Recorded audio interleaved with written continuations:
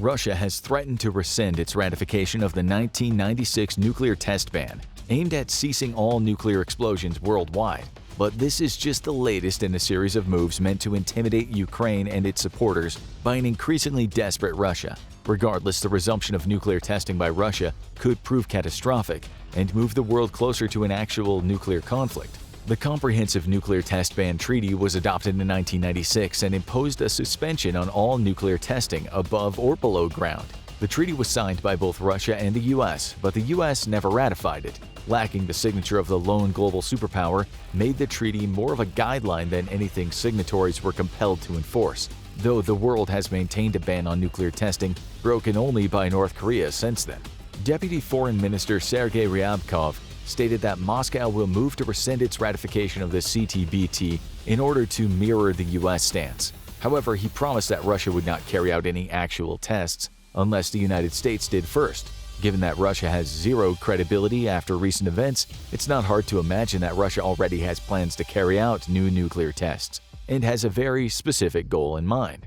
The CTBT was adopted in 1996, and the United States was the first signatory. However, in order to ratify the treaty, it had to pass through the Senate first. Senate Republicans repeatedly delayed bringing the treaty to a vote for 3 years, until July 1999. All 45 Senate Democrats signed a letter demanding the CTBT receive a hearing and a vote. Republicans ignored the request once more until Democratic Senator Byron Dorgan threatened to impede all other Senate business until the bill was brought to a vote. With Republicans confident that they had the majority needed to defeat the CTBT, it was quickly called into a vote, surprising both the White House and Senate Democrats. 18 hours of debate would be allowed, and an agreement was made that each party would only be able to introduce a single amendment, hobbling the ability to address any number of concerns Senate Republicans might have had about the bill. It was effectively sabotaged so as to ensure it would not pass, and when put to a vote, the ratification was defeated 51-48.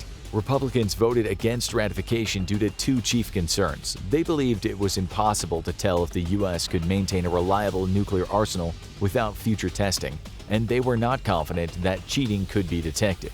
A stockpile stewardship program would begin shortly after the treaty was presented for a vote and was dedicated to ensuring the safety and reliability of the U.S. arsenal without carrying out testing. Both the directors of the National Nuclear Laboratories and Commander of Strategic Command, responsible for carrying out America's nuclear mission, had to certify their confidence every year in the arsenal's reliability.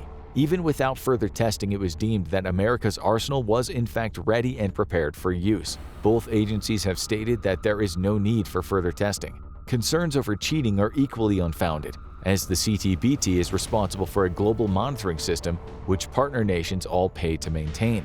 This monitoring system has nearly 300 surveillance stations around the world and is capable of detecting a nuclear test with a yield as low as 1 kiloton. The National Academy of Sciences, however, is even more confident in the CTBT's monitoring system and believes it could even detect a 0.1 to 0.2 kiloton explosion.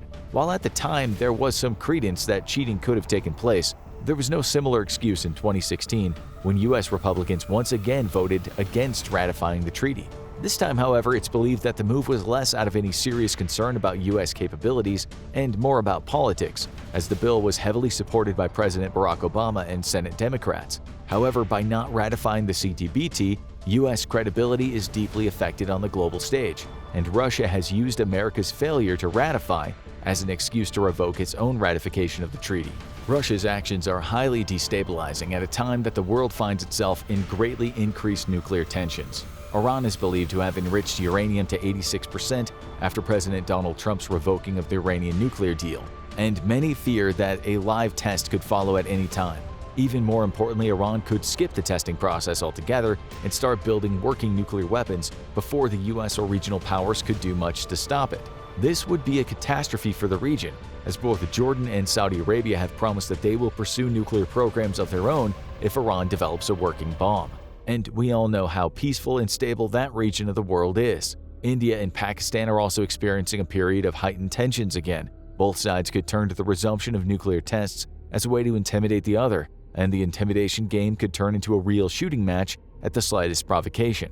Russia's move to revoke its ratification of the CTBT is already proving destabilizing at a time when the nation has made nearly endless nuclear threats. If Russia gained 1 square meter of territory in Ukraine, For every time former president and second-best Putin lapdog Dmitry Medvedev had made a nuclear threat, it would have conquered all of NATO all the way to the American Jersey Shore by now. As we've highlighted in the past, this is all dialogue though. Russia does not intend to use nuclear weapons because it knows it cannot handle the consequences. There are still financial levers the West could use to inflict even more harm to an already sputtering Russian economy, and China would be unlikely to tolerate any act of nuclear aggression from Russia. In fact, Putin only stopped making veiled nuclear threats after his granddad Xi Jinping told him to cut it out.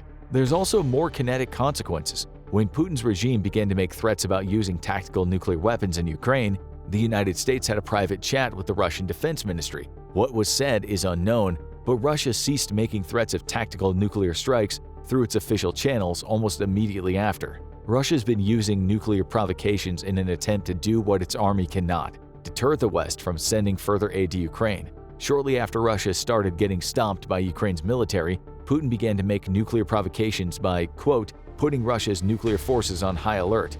This was a ridiculous ploy to get Western media to start talking about nuclear weapons and the threat of war, because by definition nuclear forces are meant to primarily deter, not execute an attack, and thus are naturally always at the highest possible alert status. Next, Putin announced he was moving nuclear weapons into Belarus, a move that inevitably made headlines around the world. However, this too was nothing more than a ploy to stoke Western fears. If anything, moving nuclear weapons into Belarus only put them within closer reach of NATO Rapid Response or First Strike forces, and it didn't give them any advantage at targeting NATO bases or cities, besides maybe shaving a minute off their flight time. In exchange, Putin made these nukes more vulnerable to a first strike and to the collapse of the unstable Lukashenko government. After the Wagner Rebellion, Putin's Belarusian nukes were in even greater jeopardy. Putin is truly a strategic genius. Russia's threat to leave the Comprehensive Nuclear Test Ban Treaty is a pointless attempt at fear-mongering.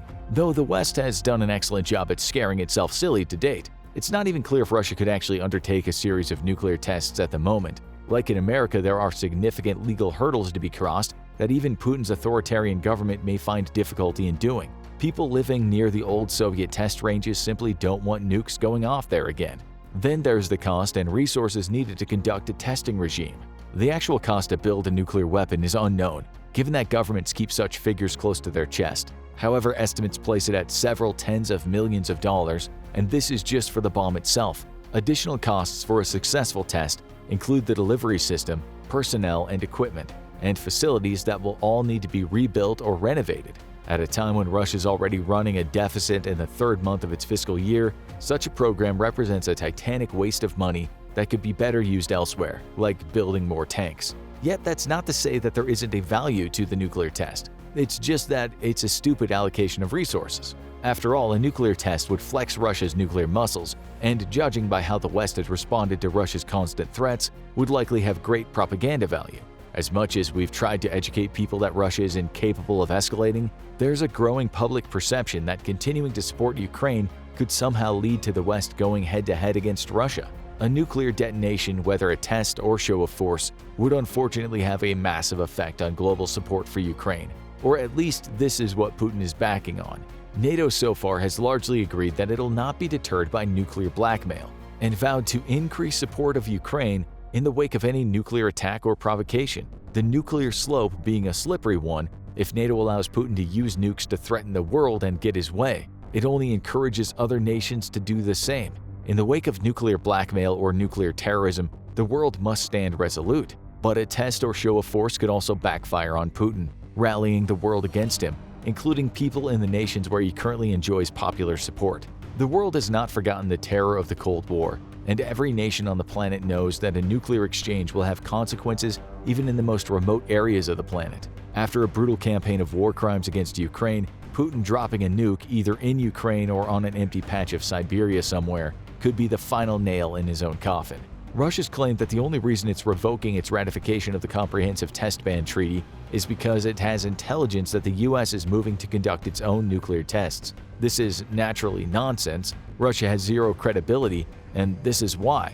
However, there's some concern about the efficacy of America's aging stockpile of nuclear weapons, especially since the underground test ban of 1992 put a stop to all nuclear testing. Much like a fancy sports car, sometimes you gotta take it for a drive to still know it works. However, the US is closing in on a solution to verify the integrity of its nuclear weapons without conducting actual tests. By 2027, the US aims to have completed the Scorpius project, which will make it possible to study the final stages of a nuclear weapon implosion in much greater detail than current theoretical computer models. This will allow scientists to gather better data about how weapons react in all manner of conditions, such as an aging weapon first built in the early 90s. It's called tickling the dragon's tail because the experiment will approach but stay below the stage at which fission sustains a chain reaction. This will allow the US to bypass the need to actually detonate weapons to understand how reliable they are as they age, the way it used to be during the Cold War. To understand how well America's aging nukes will work, the US has invested in a massive linear induction accelerator that's part of a machine the size of a football field and currently sits 1,000 feet below the Earth at the Nevada National Security Site. The accelerator will produce high-energy electron beams which will collide with a metal target, generating X-rays that penetrate test objects. Scientists will then detonate plutonium in a series of explosions designed to compress it in much the same way as inside a real nuke. And then, a detector will convert the incoming X-rays into images recorded by a camera capable of capturing images at an astonishing speed of 1 billion frames per second. The camera images will then be checked against simulations made by a supercomputer to check for accuracy. The Scorpius project will allow the US to accurately predict how its weapons will operate in a real-world scenario, and when it's time to replace them. However, its applications could go beyond that as well, and there's no telling what sort of future scientific breakthroughs will come out of the Nevada compound. By contrast, Russia will likely resort to the cheaper option of having Private Conscriptovich throw potatoes at a live nuke to see if it goes off. Now go check out What If USA Launched a Nuclear Bomb Minute by Minute, or click this other video instead.